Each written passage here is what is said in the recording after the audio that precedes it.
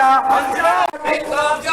সিপিআইএমের রাজ্য অর্থনৈতিকের দ্রব্য মূল্য বৃদ্ধির বিরুদ্ধে প্রতিবাদ জানাতে মিছিলে চলে চলে এসেছে। এক্ষেত্রে অর্থনৈতিকের দ্রব্য মূল্য বৃদ্ধির কারণে কেন্দ্রীয় সরকার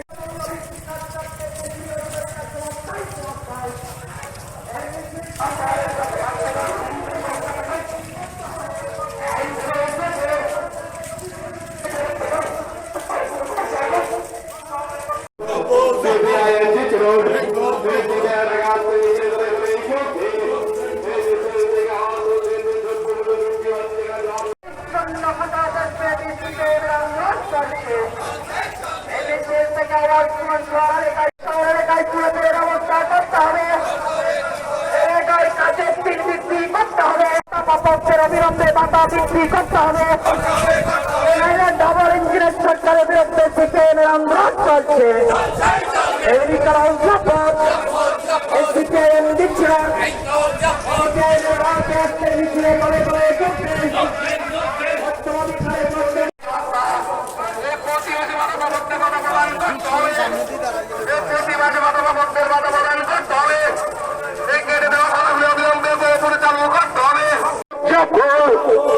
সিপিআইএম জিতল।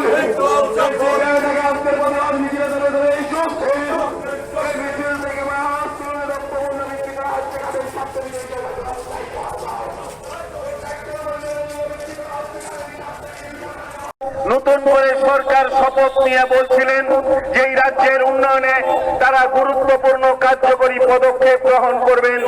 আমি আপনাদের জিজ্ঞেস করতে চাই, আমরা গেছিলাম এই জন্যে যে আমাদের গ্রামের এলাকায় ওই বছরে 100 দিনের কাজের জায়গায় বামফ্রন্ট সরকারের সময় 95-97 দিন কাজ হতো। বিগত বিজেপির সরকারের সময়তে গত 1 বছরে 100 দিনে আমরা দেখেছি 5 বছরে গড় করে মাত্র 30 থেকে 34 দিন কাজ হয়েছিল। আমাদের প্রত্যাশা ছিল কাজ বাড়বে, কিন্তু গত 6 মাসের অভিজ্ঞতা কাজ বন্ধ, কাজ নেই। আজকে যারা কাজ করেছেন তারা মজুরি পেতে 3 মাস 4 মাস 5 মাস অপেক্ষা করতে হচ্ছে। আর রেগা প্রকল্প পরিচালনায় যারা গুরুত্বপূর্ণ ভূমিকা পালন করেন জিআরএস থেকে এই দপ্তরের কর্মী, তারা 2 মাসে একবার বেতন পাচ্ছেন, কি মাসের 20 তারিখ 24 তারিখ হয়ে যাচ্ছে তাদের বেতন পাওয়ার জন্য।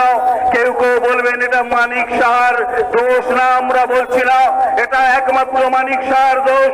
আমাদের দেশের কেন্দ্রীয় সরকার তৈরি হয়েছিল, যেই সরকার বলেছিল সবকা সাথ সবকা বিকাশ।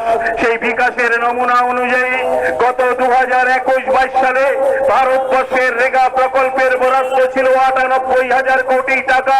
ওই রিভাইজ প্রকল্পের মধ্যে দিয়ে দেখা গেছে 90,000 কোটি টাকা বরাদ্দ করা হয়েছিল এবং তা খরচ হয়েছিল। আর এবার যখন 22 এবং 23 সালের বাজেট আমাদের দেশের অর্থমন্ত্রী নির্মলা সীতারমণ উপস্থিত করলেন, আমরা দেখলাম এক ঝটকায় 90,000 কোটি টাকা থেকে রেগার প্রকল্পের বরাদ্দ গিয়ে দাঁড়ালো 60,000 কোটি টাকা। 30,000 কোটি টাকা ভারতবর্ষের রেগার বরাদ্দ কমেছে। আর সেই বরাদ্দের উপর দাঁড়িয়ে ত্রিপুরায় কাজ বাড়বে, এই প্রত্যাশা করা অন্যায়, এই প্রত্যাশা করা ঠিক হবে না। তাই আমরা বলছি আমাদের দেশের সরকার, আমাদের রাজ্যের সরকার, এই দুটো সরকারের একই অভিজ্ঞতা, তারা কেউ চান না গ্রামীণ মানুষের কাজ পাক।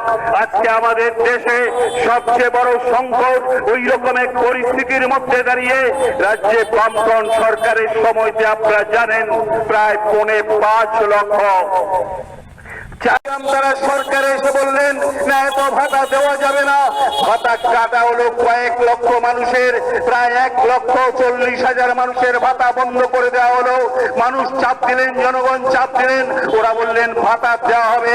আমি জানি না আপনারা জানেন কিনা, এই সরকার প্রতিষ্ঠার পর গত 4 মাস ধরে ভাতা বন্ধ ছিল।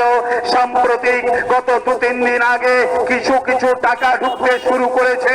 আমি শুধু বলবো ওরা বলতে পারে বলে আমরা তো টাকা দিয়ে দিয়েছে, কিন্তু একটা কথা ভাবুন তো, যেই মানুষটা মাসের শেষে 2000 টাকা ওই ভাতা দিয়ে তার ওষুধ খরচ চালান, তার সেখানে খাওয়ার খরচ চালান, সেই মানুষটা যদি 4 মাস ধরে বেতন না পায়, ভাতা না পায়, তাহলে তার পারিবারিক অবস্থা, তার অবস্থা কি হতে পারে? এই সরকারটা ওই ভাতা প্রাপক মানুষগুলোর, গরিবতম মানুষগুলোর আজকে যেই সমস্যা সংকট, সেই সংকটের গভীরে গিয়ে তা বুঝবার প্রয়োজনীয়তা বোধ করে না। আমাদের বুঝতে বোধহয় অসুবিধা হয় না। শুধু তা না, বন্ধ ভাতাগুলোর পুনরায় চালু করা, ভাতা নিয়মিত করা, এবং একই সঙ্গে আজকে অসংখ্য মানুষ আবার নতুন করে ভাতার জন্য দরখাস্ত করেছেন। বার্ধক্য ভাতা, যারা এক সময় 65 বছর হয়েছিলেন, আজকে তাদের বয়স আবার নতুন করে সেখানে যেমন বেড়েছে, তেমনি যার বয়স 64-তে দাঁড়িয়েছিল, যার বয়স 63-62-তে দাঁড়িয়েছিল, সাম্প্রতিক সময়ে সে বার্ধক্য ভাতার উপযোগী হয়েছে। কাতারে কাতারে দরখাস্ত জমা দিচ্ছেন, কোন শব্দ নেই কন্যা সন্তানের ভাতা বন্ধ হয়েছে না চালু আছে, কেউ বলতে পারছেন না। এমনি ভাবে ভাতা প্রকল্পের মধ্যে দিয়ে কোন রকম কোন সদুত্তর তারা দিতে পারছেন না। ওই পরিস্থিতিতে গ্রামীণ মানুষের ভাতাগুলো নিয়মিত চালু করা, বন্ধ ভাতা চালু করা, এবং একই সঙ্গে ভাতার প্রকল্পের টাকা বৃদ্ধির জন্য আমাদের লড়াই অব্যাহত রয়েছে। আমরা জানতে চেয়েছিলাম আমাদের প্রতিনিধি দলের পক্ষে কমরেড দীপঙ্কর সেন আপনাদের কাছে নিশ্চয়ই বলবেন, তিনি এসডিএম সাহেবের সঙ্গে দেখা